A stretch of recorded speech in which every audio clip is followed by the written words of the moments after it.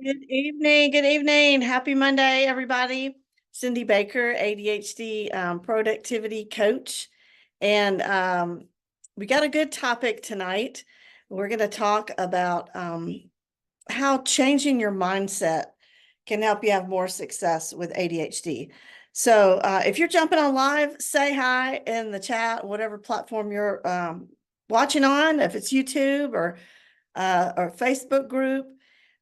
Please let me know. And if you're watching the replay, just say hashtag replay.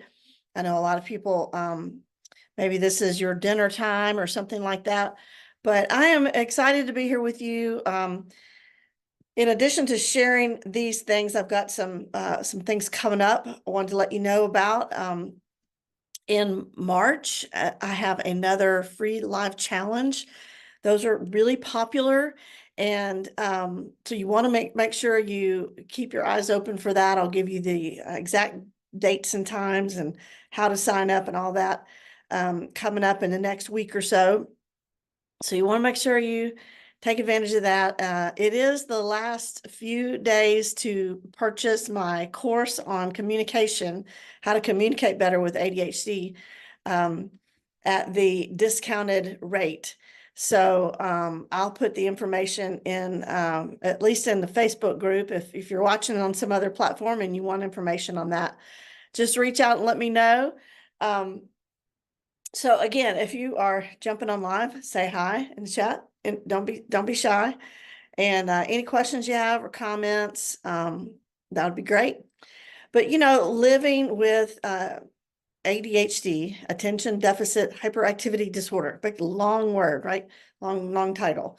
It has challenges, but I think that mindset, and I know that word is overused, it's a cliche now, but adopting a positive mindset really can unlock your hidden potential. That's not something that I paid a lot of attention to when I was younger. And I regret that now because I see how that held me back in so many ways. But shifting the focus from what you can't do to what you are capable of, that helps you tap into your strengths. And there are just several ways that ADHD can change your life for the better. And that's what we want to look at. Hang on just a second, about to sneeze. It's coming. Okay, it went away. It's probably going to come back. Don't y'all hate that? When you're like, you can feel it coming and you're like, oh, uh, no, it went away.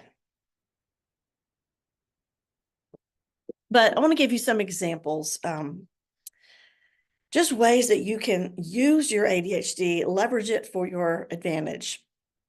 And I do want to say on the front end that this is just part one. To get the whole training, you have to be a member of my exclusive group called Focus and Flow. It is an awesome group, and I can't believe I'm only charging $27 a month.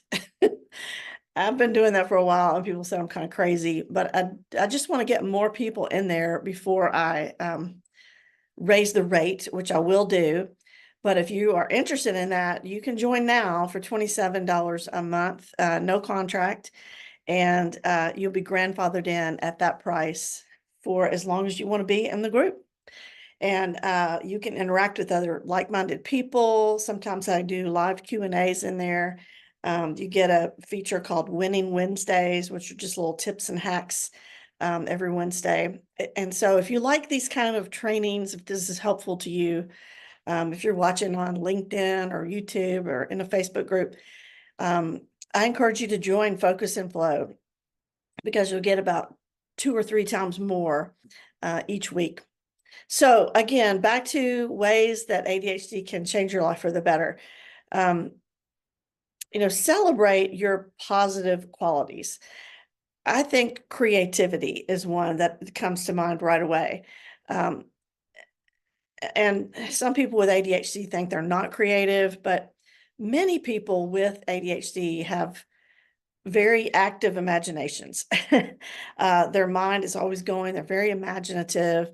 And that leads to a lot of creative interests like writing, art, music. I know I was always into that and still am. But that ability to think outside the box and generate new ideas, that is an asset, not just in the arts, but in every area of your life.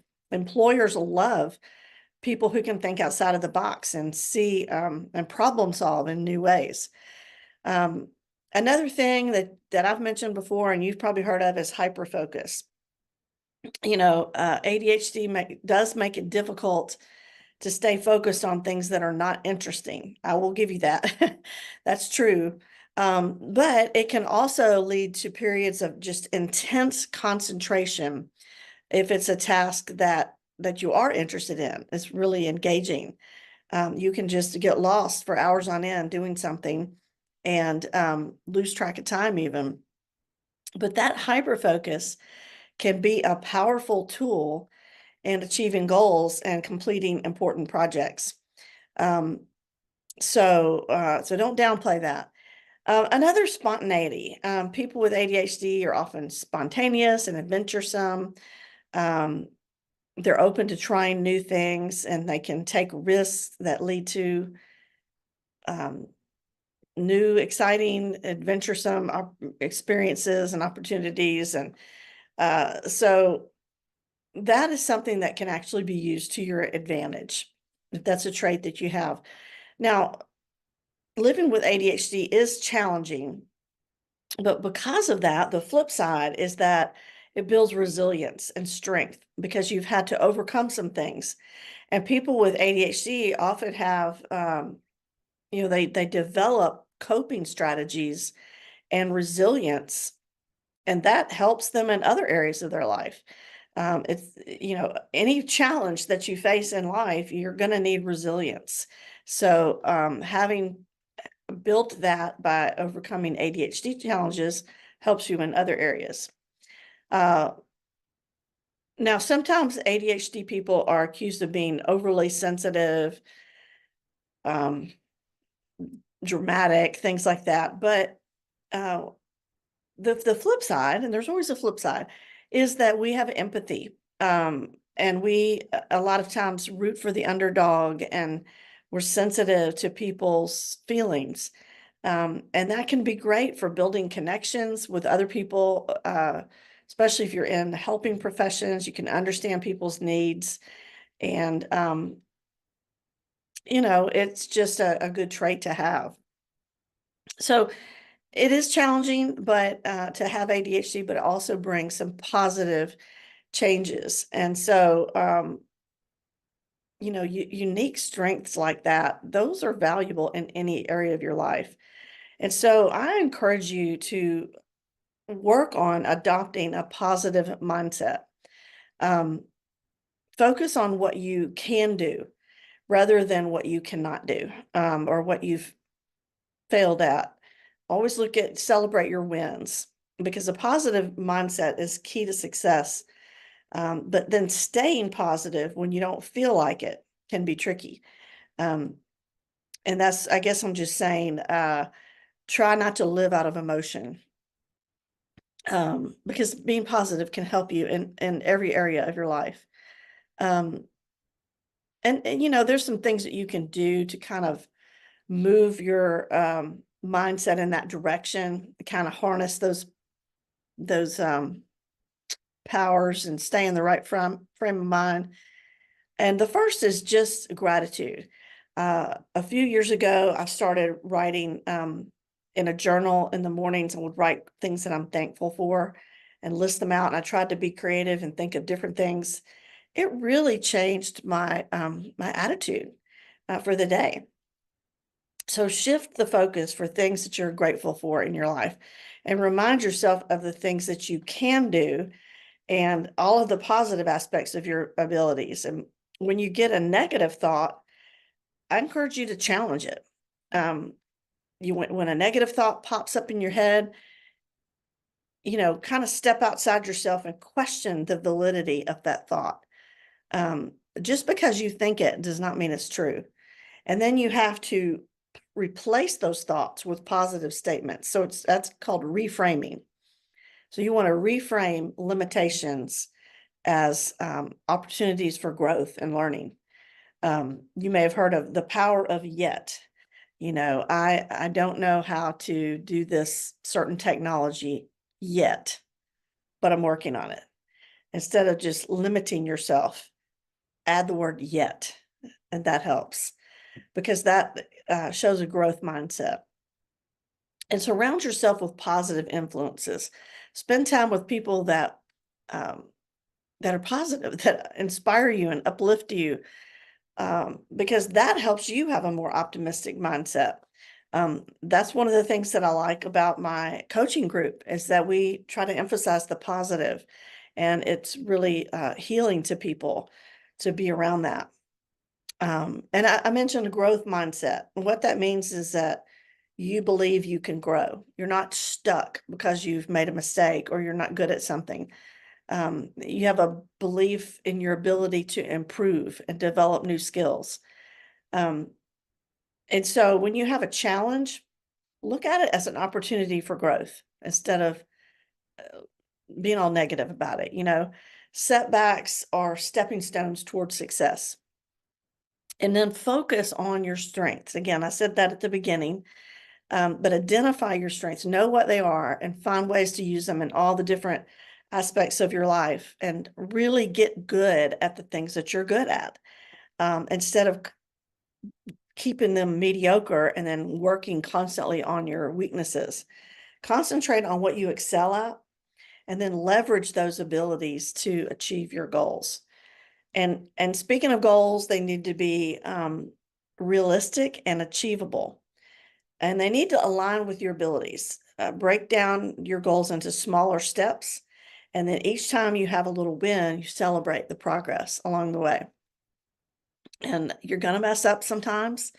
That's okay. Be kind and understanding toward yourself when you're facing challenges. Um, sometimes I've challenged people.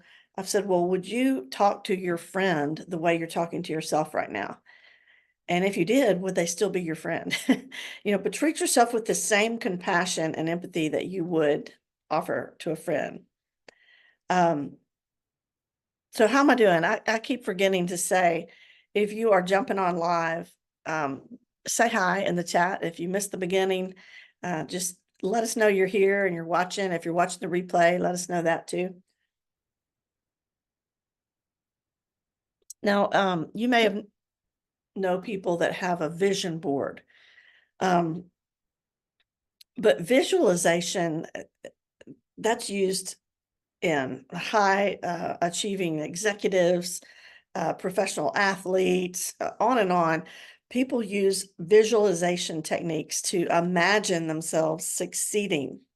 So I encourage you to do that. Imagine yourself succeeding and accomplishing your goals. Walk yourself all the way through what that would feel like and look like. Would you get a reward? What would you get?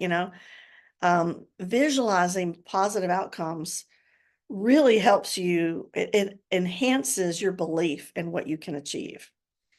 And so instead of just spiraling, dwelling on what you can't do, focus on acting towards what you can do.